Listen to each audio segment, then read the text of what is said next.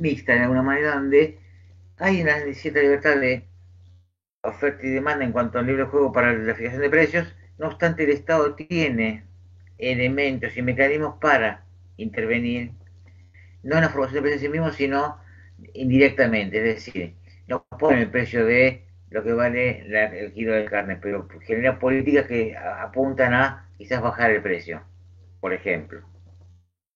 ¿Sí?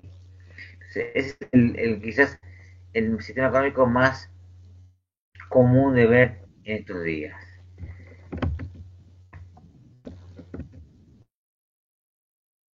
Bien, hablamos en su momento, en la primera clase, de factores de producción.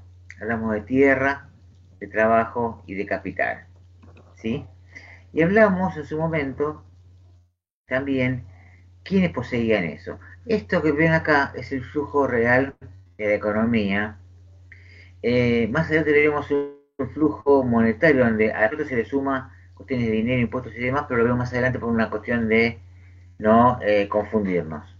Sí, lo que nos tiene que quedar claro en esta cuestión es cómo funciona el circuito, el flujo de la economía. Por un lado, algunos de los presentes todos trabajan, ¿verdad? O trabajan, mejor dicho. ¿Están en relación de dependencia? Sí. Sí. Bien.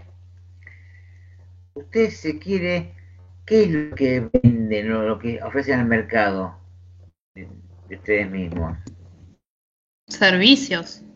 Sí, más que servicios, tu mano de obra, tu fuerza de trabajo, no la empresa, Sí. vos.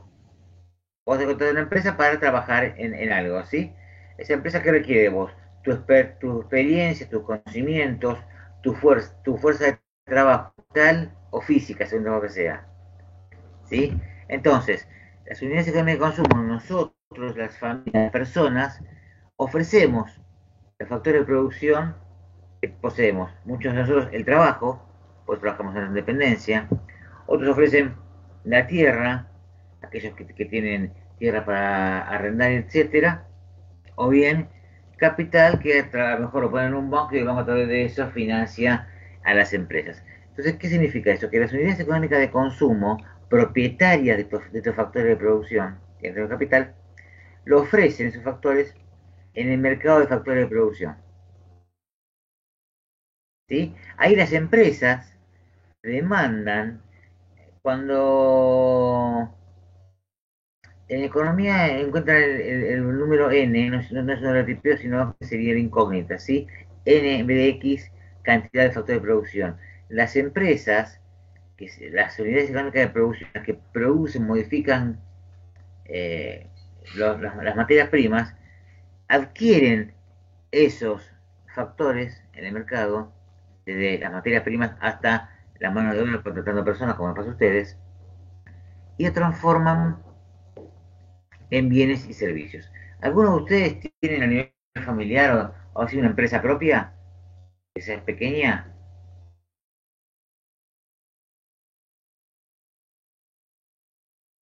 Bien, son toda gente que trabaja en la dependencia. O son todos, dije pequeña por decir algo, si alguien es el dueño por decir algo, no sé, del, eh, de Benito Rojo o por el estilo avisen. Sí, es una empresa más grande, pero no creo. O de si alguno es dueño de un banco avise. Si ustedes tuvieran una empresa, ¿qué hacen? Compran estas unidades económicas de producción, factores de producción mejor dicho, los compran, contratan personal, contratan materia prima, para producir bienes y servicios. ¿Sí? ¿Qué se produce? ¿Cómo se produce? Y demás es lo que después veremos más adelante en lo que se llama teoría de producción, por las cantidades, etcétera. Esos bienes y servicios ofrecidos o producidos se ofrecen en el mercado de bienes y servicios, donde las unidades económicas de consumo, en su rol de consumidores, por eso vamos a ver más adelante la teoría del consumo, demandan, o sea, compran esos bienes y servicios. ¿Y con qué los abonan? ¿Con qué los pagan?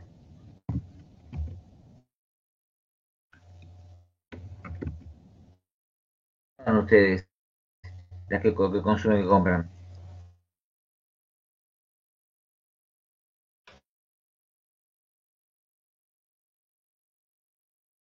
A ver, estimados, hice una pregunta que es casi obvia, creo que un chico de quinto grado la responde, si no la desconozcan, no me están dando bolilla, eso es preocupante. Con plata, profe. Perfecto, bien, correcto. De mi sueldo. Perfecto, entonces, ¿qué hiciste vos, comunidad económica de consumo? Vendiste, entre comillas, tu fuerza de trabajo y a cambio recibiste un salario, por lo tanto vino de, fíjense que vamos al revés, la flecha, por eso decía que hay un segundo círculo que no lo vamos a ver hoy, donde la unidad económica de consumo, de producción, te paga tu salario, con eso vos tenés el dinero para poder comprar estos bienes y servicios. Por eso transformarse en consumidor, ¿sí? Entonces, digamos que el giro monetario es en sentido inverso al que tenemos en estas flechas, ¿sí? Es casi como lógico. Ustedes ofrecen en el mercado, como decía, no que sabe quién fue que lo dijo, su mano de obra, una de las chicas, decía un compañero, yo cobro mi sueldo, fantástico. Su sueldo es por haber puesto y por haber vendido tu fuerza de trabajo y tu experiencia, tus conocimientos y demás a la empresa a cambio te retribuye con el salario, con lo cual vos que haces con eso, adquirís bienes y servicios según tus intereses y necesidades, que eso es lo que se ve dentro del consumidor. ¿Se entendió este gráfico? Sí. Sí, Sí, profe. sí. Bien. Habíamos dicho en la primera clase que en la economía analizaba las situaciones de dos puntos de vista, la macroeconomía y la microeconomía. Hoy vamos a posicionarnos un poquito más fuerte sobre macroeconomía, a modo de recordatorio. Dijimos en su momento que la macroeconomía estudia en general las cosas a nivel global de todas las unidades económicas de consumo, ergo son las familias, como decíamos en el programa recién, y todas las unidades económicas de producción, que veremos que en su momento en general se lo considera la empresa, unidad económica de producción. Ahora veremos eso.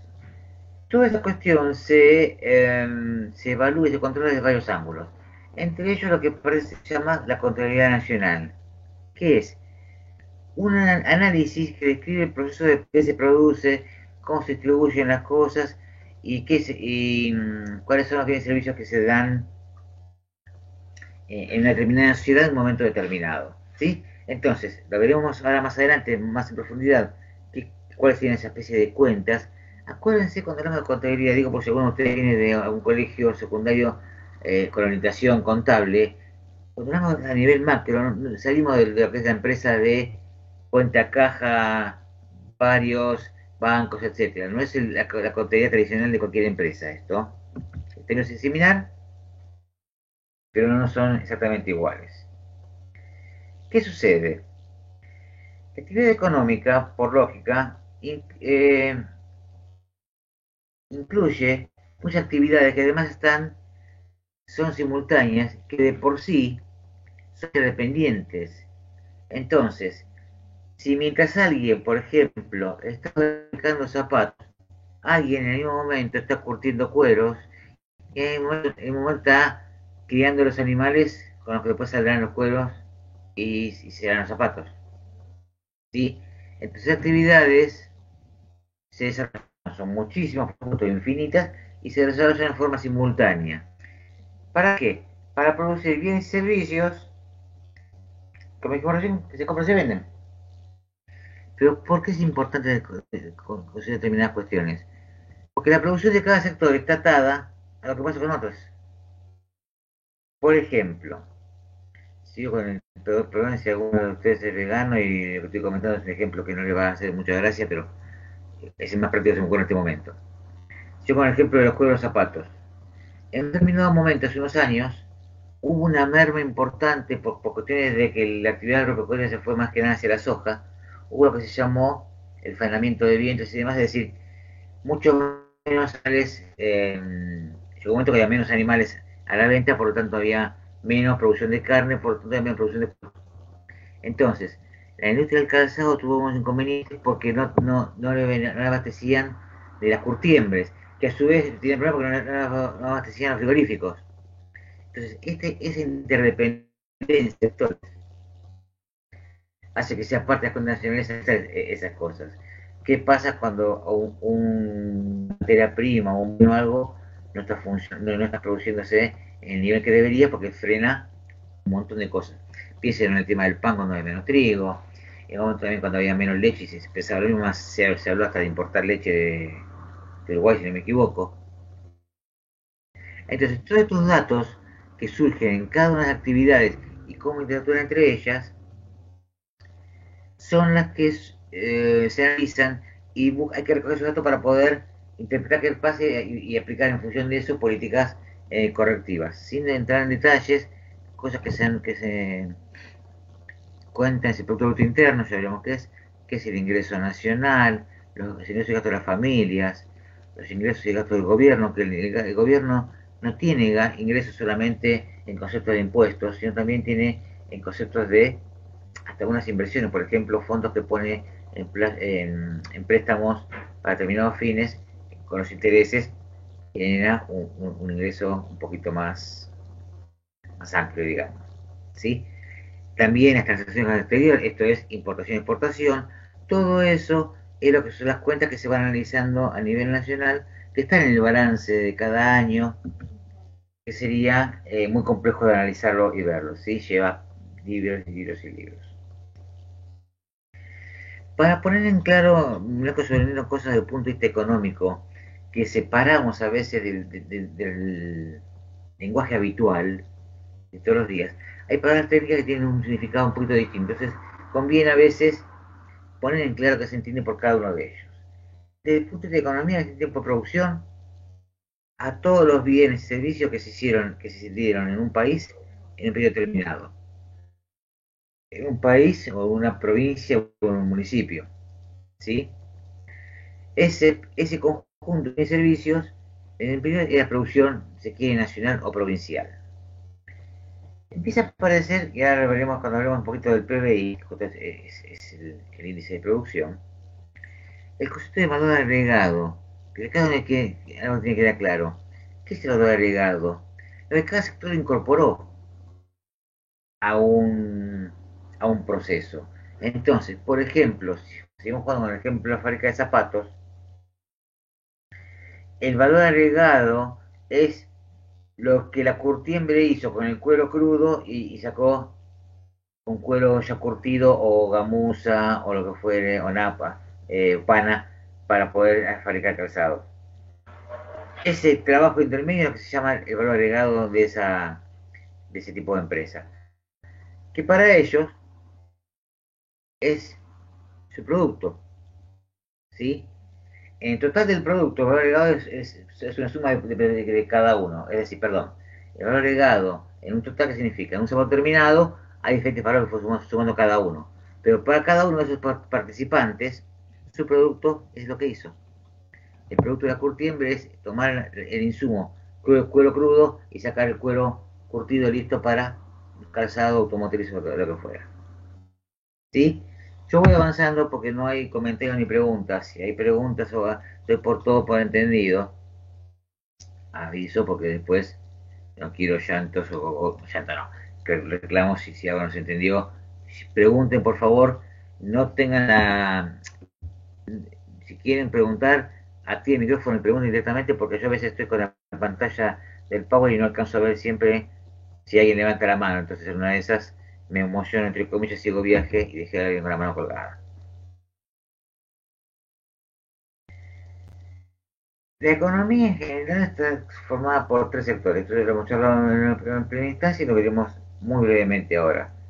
El sector primario, que es el que extrae las materias primas, ¿sí? La producción agropecuaria, la minería, el petróleo, todo lo que sale de la naturaleza, entre comillas, es sector primario. El sector secundario es el que toma esas materias primas, les agrega un proceso de producción y cambia algo, por eso a la producción industrial. ¿Sí? Aquí hay una aclaración que hacer. A veces hay sectores que se mezclan o se los quieren mezclar exprofeso de una otra y explicaré por qué.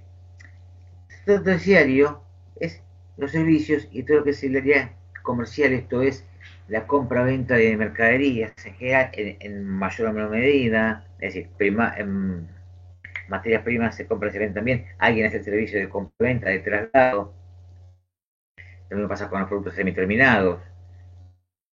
Entonces, todos son servicios y comercio. Ahora, hay dos frases que son bastante comunes escuchar. Una es la industria del turismo y otra es la industria de la inmobiliaria. ¿Qué fabrica la inmobiliaria? ¿Qué fabrica la empresa de turismo? La empresa de turismo no sería como un servicio que explota algo natural que sea un lugar. Correcto. Sí, exactamente. Es un servicio intermedia entre el nacional, el atractivo, si tiene un dueño privado, los hoteles y los transportistas, hace intermediario con la persona interesada en viajar. ¿Sí? Entonces, ¿por qué será? Y pasa con la inmobiliaria lo mismo. ¿Qué pasa con la inmobiliaria? Hace intermediario entre quien tiene una propiedad para vender o para alquilar y quien quiere comprar una propiedad o ser inquilino en una propiedad. Hace intermediación. ¿Y por qué se habla de la industria? Es más, el turismo se llamaba en la época de industria sin chimenea. Discusión eterna. O sea, la industria porque crea esos lugares, o sea, porque los construye en la parte de la construcción, porque me surge la misma pregunta con el recorrimiento, por ejemplo. Correcto. Opa, esa voz me sale a mí. En rigor de verdad, es buena en el planteo. Cuando uno habla de industria, es producción de algo, modificar, transformar algo.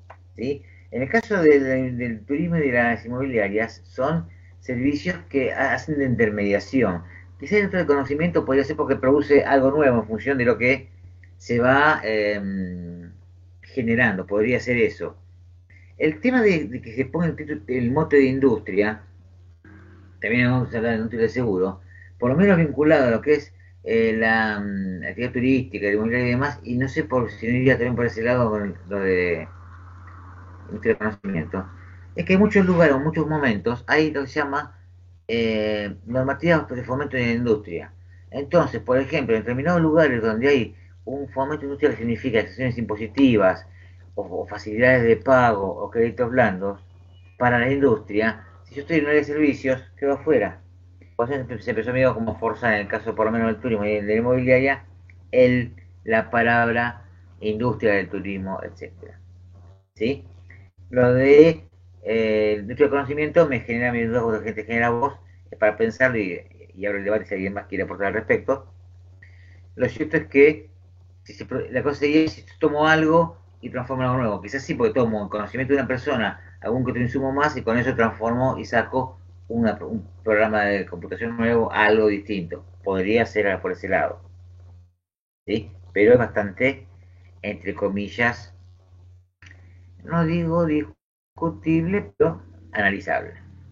Forzado, digamos, poder encajar en industria. Como, Podría ser así, habría que buscar, investigar bien, no estoy mucho en el tema, pero me huele que va por ese lado. Me huele que va por ese lado. Porque técnicamente el concepto de industria es transformar algo, una materia prima, en un producto terminado, que después pueda ser utilizado por otra industria, por el caso da igual, ¿sí? Alguien toma acero y fabrica una máquina, que a su vez va a ser utilizada por otra persona para fabricar pastas, por decir algo. Perdón por decir para pastas a esta hora, fue sin querer. Piensen en pasta dental. Eh, los cambios que se van dando en el mundo en muchos sentidos hacen que un sector en mayor o menor medida se vaya dinamizando más que otros. Más allá de las cuestiones políticas, ya vimos en la clase pasada cuando hablábamos de división internacional del trabajo, países industrializados, países proveedores de materias primas y demás. Hoy por hoy, un ejemplo que se ve bien claro que son sectores que han tenido mermas y demás, son vinculados al comercio y a los servicios. Sobre todo los que son intermediarios de comercio y servicios. Por ejemplo, ¿alguno de ustedes ha viajado en los últimos 4 o 5 años a algún lado? No en auto a la costa, digo, ¿ha viajado más lejos? ¿Ha comprado un pasaje de avión o de algo por el estilo? Sí, profe. ¿Fuiste a una agencia de viajes para comprar todo o compraste cosas por tu cuenta o internet? Por internet. Bien.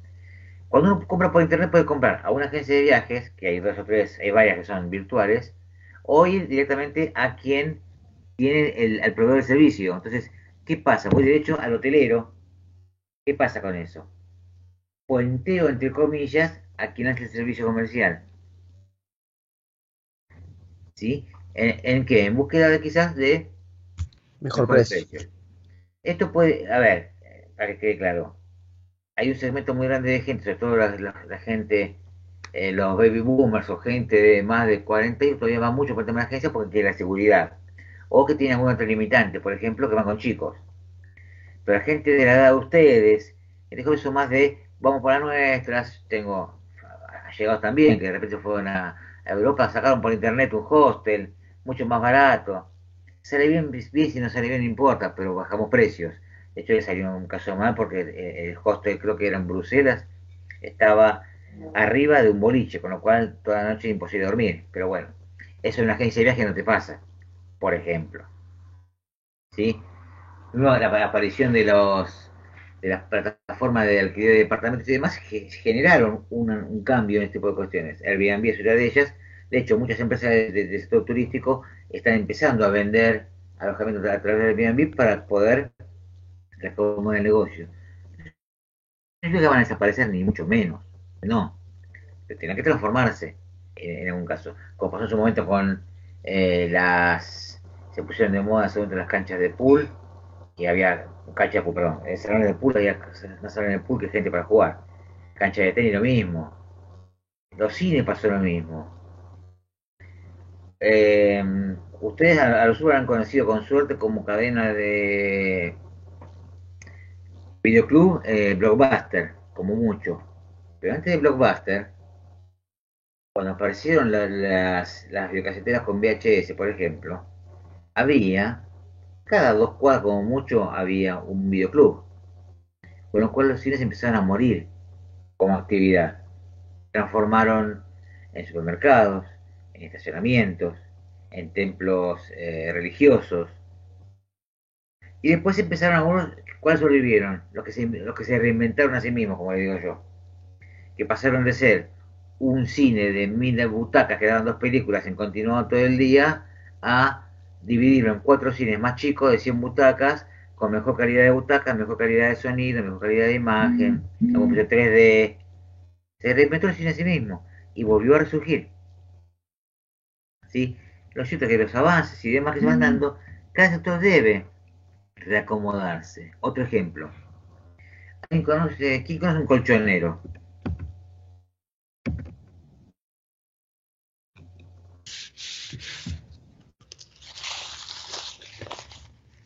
Nadie. Nadie conoce un colchonero y eso y está bien, ahora les voy a mostrar algo.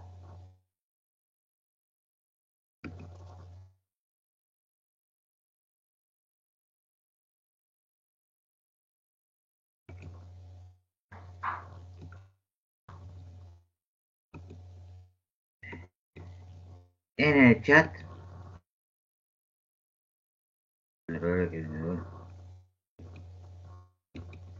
dice Sebastián Parro, conocí el supermercado del hogar obrero, creo que es ese grupo de riego. Sí, seguro es un grupo de riego. Somos grupo de riego, jugate, sí. Ya tenés 2 vacunas, todo, ¿no? Desde Sí, ya. sí, sí, ya están las dos. Sí, no, no, sos grupo de riesgo. Cooperativa del Hogar Obrero. Yo también lo conocí. Tranquilo. Bueno, se publicó sin querer 2 veces la misma foto. Ahora hablamos del Hogar Obrero, que es un buen ejemplo. Es una escardadora. Ahora es una pieza de museo. Se preguntaba si alguien conocía un colchonero. Quizás Sebastián se acordará de haber visto en algún familiar o algo. Si aquellos que tengan familiares por el mal llamado interior, a lo mejor conocen esto porque se consideran muchos de estos colchones de lana. Los colchones antes eran de lana, se hacían con una especie de tela que se llamaba cotín, que era como dormir arriba de un papel de lija, lo mismo, y se rellenaban con lana. ¿Qué pasa? De tanto usarlo, la lana se iba como apelmazando. Entonces venía el colchón, que fabricaba el colchón con esta maquinita, iba sacando los ovillos de lana, los vellones de lana dentro del colchón, los descosía obviamente, las ponía aquí cuando pasaba con esta maquita, como fue una especie de hamaca que venía, acá son todos clavos, iba separando la lana de vuelta. Y lo armaba de vuelta. La industria del colchón de lana desapareció, fue reemplazado por resortes y por goma espuma. Nadie de ustedes conoce un paragüero que se dedicaba a reparar paraguas. No, tampoco. Claro, llegué a conocerlo, estoy de riesgo, aviso. Lo más viejo que conozco, profe, es el afilador de cuchillo. Que todavía algunos quedan de eso, todo. ¿Ves? Algunos todavía de esos que van pasando, por lo menos por donde yo vivo, por zona este uno van pasando, pero sí es cierto, antes era mucho más esos personajes, totalmente de acuerdo. Entonces, ¿qué pasa? Van cambiando las industrias. Decía recién Sebastián, supermercado obrero, que es una cooperativa, que además es cooperativa de créditos y demás, lo vamos a charlar después cuando hablemos de inflación. Sebastián, si te acuerdas de esto, más adelante lo vemos por un ejemplo de cómo esos procesos inflacionarios se llevan puestos determinadas cuestiones y la cooperativa de obrero es uno de ellos. ¿Sí? Si ustedes se ubican, conocen, por ejemplo, en 11, Plaza 11, lo que le dejan Plaza Miserere, frente a la estación del lado de Rivadavia, hay un edificio muy, muy alto que está paradito, casi solo en el medio. Es un edificio construido por la cooperativa de los obreros que abajo tenía unos supermercados. Hay otro por Caballito, ya veremos más adelante qué era eso. Entonces, ¿a qué voy? Los cambios en el proceso de la modernización es demasiado que muchos sectores vayan modificando o desapareciendo, ya sea a nivel industrial, insisto, en la fábrica colchonera, o a nivel comercial y servicios. También la intermediación que se está dando ahora, donde antes, la tecnología que permite, y la pandemia pegó un empujón más con eso, que llegue más directo el productor al usuario final, que significa quien fabrica sillas y mesas, antes tenía que llevarlo a una mueblería, se encargaba de llevarlo digamos, ponerlo en venta para que el usuario lo comprara. Hoy por hoy uno puede comprar tranquilamente mesas, sillas y demás, todo directamente en la fábrica y se lo mandan a tu casa. Con lo cual, hay un sector comercial que pierde cierta vigencia. Pero estos cambios son los que se analizan desde el punto de vista de la economía, desde el punto de vista del macroeconómico. No vamos a meternos demasiado en temas variables porque sería una cuestión mucho más compleja. Las variables que se miden dentro de lo que es la producción primaria, secundaria y terciaria, uno puede analizar de dos lugares. Teniendo en cuenta el desgaste que tienen, esto sí viene a contabilidad básica, aquello que se llamaba amortizaciones, la pérdida de valor de las maquinarias, por ejemplo, los activos, que una maquinaria o un escritorio tenía contablemente una vida útil de 5 o 10 años. Sabemos que después sigue funcionando igual, pero mientras tanto, contablemente estaba como amortizado. ¿Sí? Y si no voy para las variables negras, aquellas cosas que las analizo más considerando ese desgaste propio. En ese sentido, lo puedo considerar con impuestos o sin impuestos. Eso lo maneja siempre el Estado desde su área económica. No vamos a entrar en ello porque me quiere concentrar más que nada en esto que te hablaremos ahora. ¿Qué es el PBI? Hablamos de producción. Y ustedes habrán escuchado 800 millones de veces el PBI, ¿sí? Producto Bruto Interno del país, que es una variable importante porque a todo el PBI está, primero que eso demuestra la capacidad productiva del país y segundo, eso genera o abre en mayor o menor medida opciones o posibilidades de acceso, por ejemplo, a créditos internacionales, etcétera. Entonces, ¿qué es el PBI? Es el valor que del mercado se compra, ya veremos cómo se mide eso, de todo lo que se produjo en un país en un tiempo determinado. Esto incluye lo que se consume, inversión, los gastos del gobierno y las exportaciones netas, es decir, aquello que quedó como saldo a favor de exportación. Con dos aclaraciones importantes. Hablamos de valor agregado. Yo considero en el precio, en el consumo, como parte de consumo y de inversión, el total del precio de un zapato, digo, se produjeron, 100 pesos en zapatos. ¿Por qué? Porque cada zapato se vendía 100 pesos, vamos a decir algo. El valor del zapato, yo no puedo sumar 100 de él más 80 que puso el zapato. que es lo que lo pagó el zapatero, más 60 que puso la fábrica, pues estoy cobrando muchas veces lo mismo. Pues hablamos de considerar el valor agregado. Esto significa, el zapatero que vende al público, si compró 80 y vendió a 100, él para la cuenta suman los 20 que puso él. El fabricante de zapatos, si compró los insumos a 20 y lo vendió a 60, no pone 60 como lo que aporta, digamos, serían los 40 que se contabilizan para no contabilizar dos veces lo mismo, porque ya los insumos básicos están considerados por el primero de la cadena. ¿Se entiende esto? Sí, igual ahí, profe, ¿cómo sería en el caso de si lo que se exporta o lo que termina, lo que llega al final de la cadena es como una materia prima, no sé, el alimento para ganado que se exporte, por ejemplo? A ver, si el alimento, una cosa es alimento para ganado, por ejemplo, alimento para gente, otra cosa es, el feedlot, otra cosa es el grano. Otra cosa es que se exporta el grano puro, exportación de materia prima, no hay producción industrial ahí. Entonces, ¿qué es? La exportación de grano de soja, por ejemplo, ¿sí? El grano solo, no el aceite de soja. Claro, Como salió de la materia prima, se exporta la materia prima directamente. Se exporta, que no sucede, vaca viva, se exporta trigo suelto. Ahí no hay, como no explora la tierra, no hay valor agregado. Justamente por eso, muchas veces cuando se piensa en generar industria y demás, se busca en generar valor agregado. Es algo de siempre esto, ¿no? Es decir, ya se hablaba en la época de cuando fue el pacto Roca-Runchman, en la primeras décadas del siglo XX. Ya se hablaba que el negocio no era mandar las vacas en frigorífico, sino era mandar la carne enlatada. Porque ahí aparecía en el medio procesamiento, es decir, valor agregado. ¿Qué significa?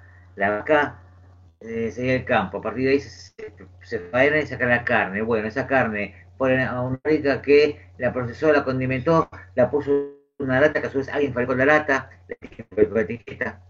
Eso se llama darle valor agregado a la mercadería. Entonces, la gracia no es exportar el grano de soja suelto, sino procesado en forma de aceite de soja o alimento balanceado para cerdo, como se manda a veces a China. Por eso decía, si es la materia prima pura, no hay agregados. Si es procesado, es distinto. ¿Sí?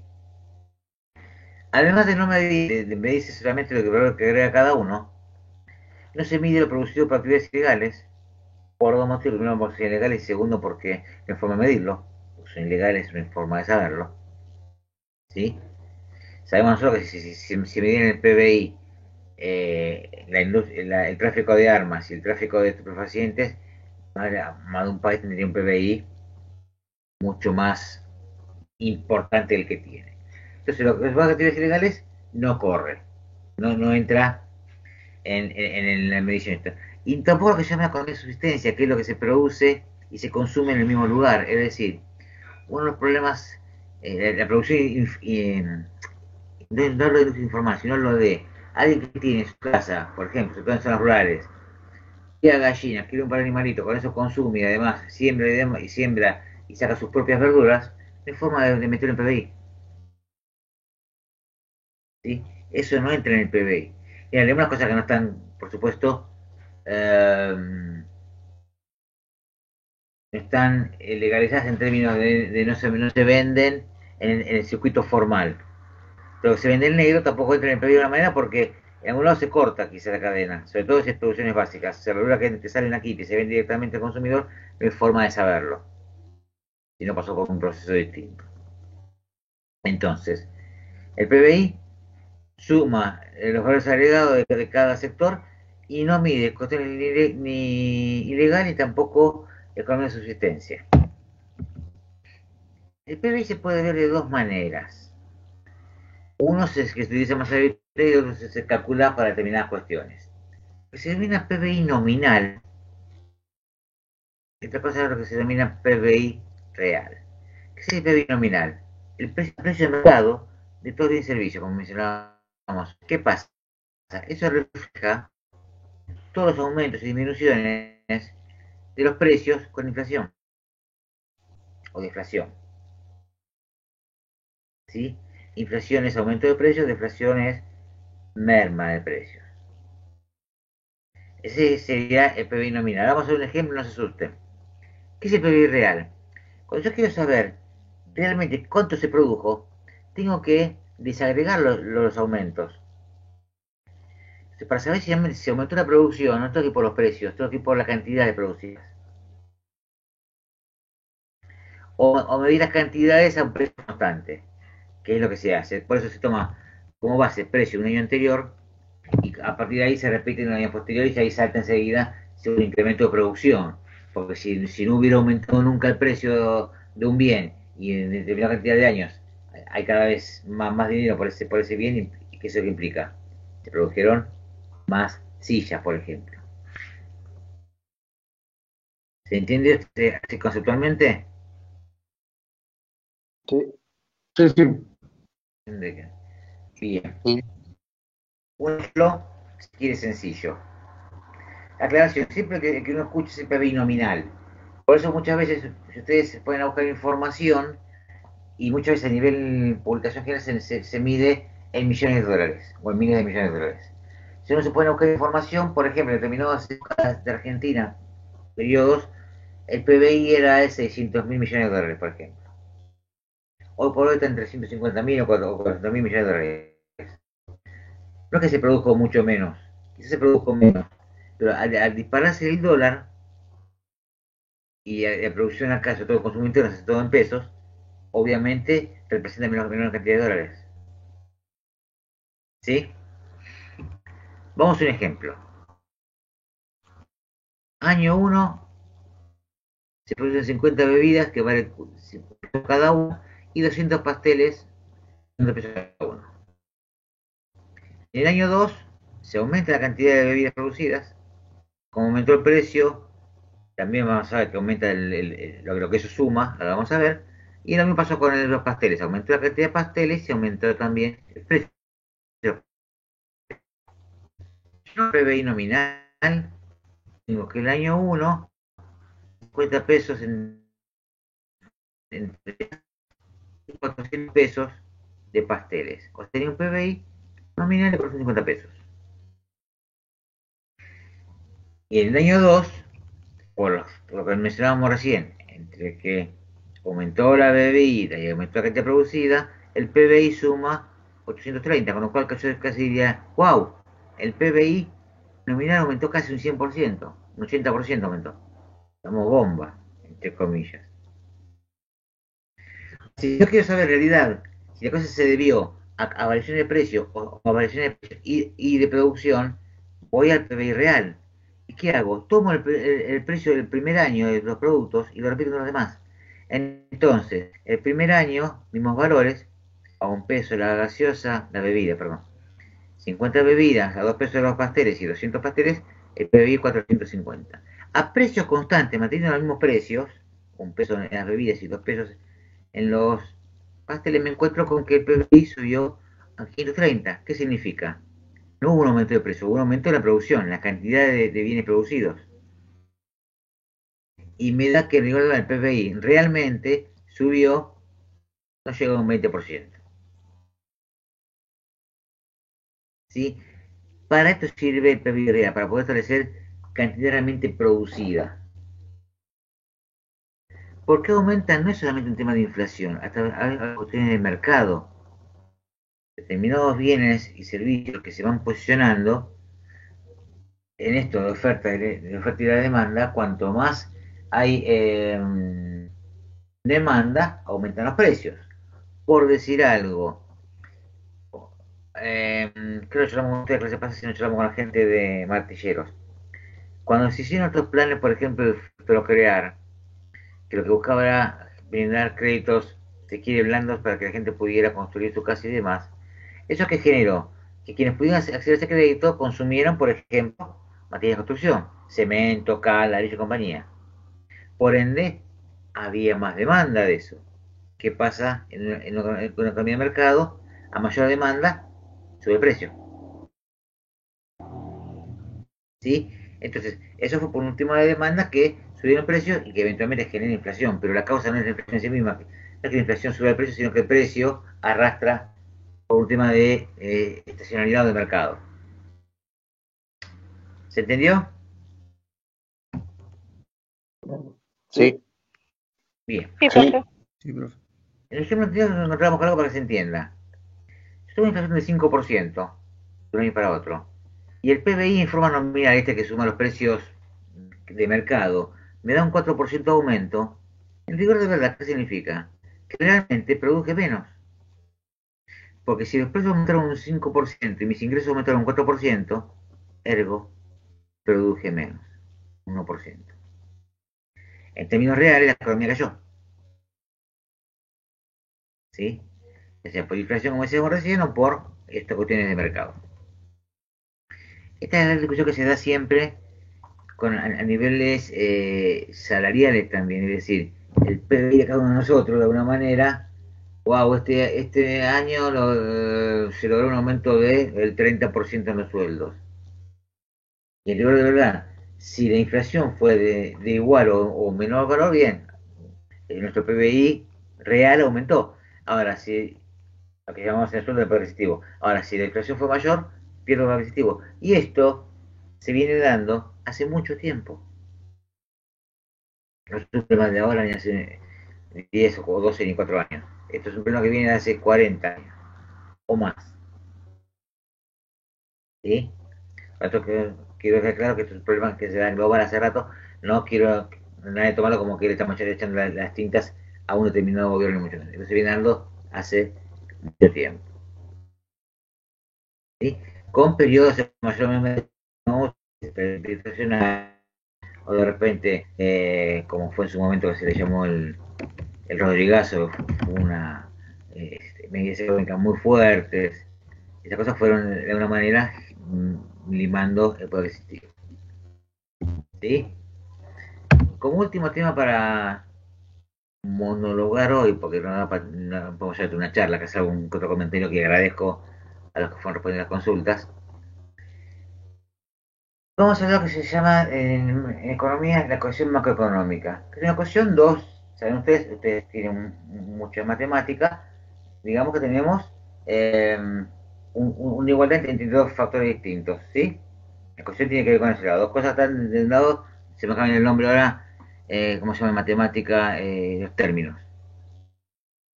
En una economía cerrada, esta que significa que no comercia con nadie hacia afuera, el PIB está formado por todo lo que se consume y lo que era la inversión bruta interna. ¿Qué significa esto? Capital de trabajo, se habla con información de inversión bruta porque es todo el capital que se invierte para, por ejemplo, generar nueva maquinaria o agregar cosas, no reponer lo pasado, lo perdido. Por eso estamos hablando de es bruta. La neta sería, yo descontara la inversión que yo tengo para reponer todas las materias y las mercaderías que se fueron, perdón, las maquinarias que fueron desgastando. Ergo, reponer aquella maquinaria que fue, que ya está obsoleta o se quiere contablemente hablando, ya está amortizada, es la palabra. Si una economía cerrada, solo se maneja con esta cuestión que tiene que ver con consumo, por la producción interna y demás, y de inversión. Nada que pasa con el exterior, un circuito bien cerrado. En cambio, una economía abierta, usted tiene que considerar varias cosas. Para que la cuestión cierre, lo pongo como una especie de, si bien en suma con el PBI, las importaciones no dejan de ser, aunque sean de bienes de capital, no dejan de ser una salida de bienes exteriores. Entonces, sería PBI más importaciones sumado al consumo, íbamos recién, más las exportaciones. La diferencia entre exportaciones y exportaciones es lo que se llama la balanza de pagos. Y esa es la que uno siempre tiene que estar, como dijimos en su momento, como fue en nuestra casa, debería estar en positivo. Que se llama lo que se exporta que lo que se importa. ¿Sí? Porque cada vez van a ser más fondos, salvo que las importaciones, en algunos casos, en algunos países, sean mayores en bienes de capital para abastecerse, para, por ejemplo, En su momento, Brasil, cuando generó su idea expansionista industrial, tuvo un déficit muy grande de balanza de pago porque exportaba más que la materia prima, importaba mucha maquinaria que fue equipándose para tener industria automotriz, industria pesada, industria de aviación, ¿sí? Industria submarino.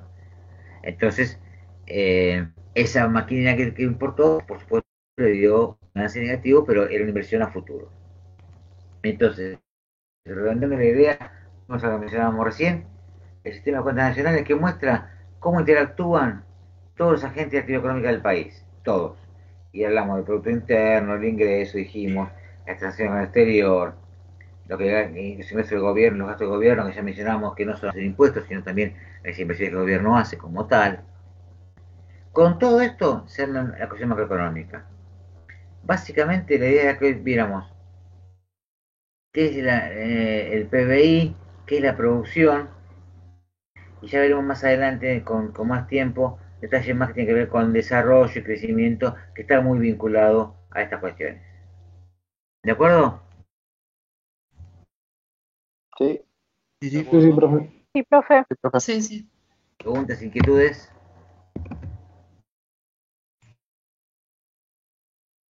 No por mi lado. No, por mi lado tampoco. Todo claro. Perfecto. Gracias por los que aportaron idea. Me hicieron acordar mucho lo de Sebastián con lo del hogar obrero. Ya lo haremos más adelante cuando toquemos ese tipo de cosas, pero buenos datos. Muchas Igual gracias. era chico en ese momento, o sea, tendría 6 Sí, años. sí, ya lo sé, porque por tu cara de la foto, ve la foto, te de acuerdo, ya sé. Pero lo vi, me acuerdo cuando le ponían una etiqueta arriba de la otra de los precios también. Ah, bueno, ese tener en cuenta, la hiperinflación que se dio fue lo que lo llevó a la quiebra al hogar obrero. Para que ustedes se den una idea, por ejemplo, el hogar obrero, como era una cooperativa, pensaba mucho más, su política era más que nada favorecer a los socios. Para que ustedes se den una idea, tenía, por ejemplo, ventas también de ropa, de electrodomésticos, todo un poco.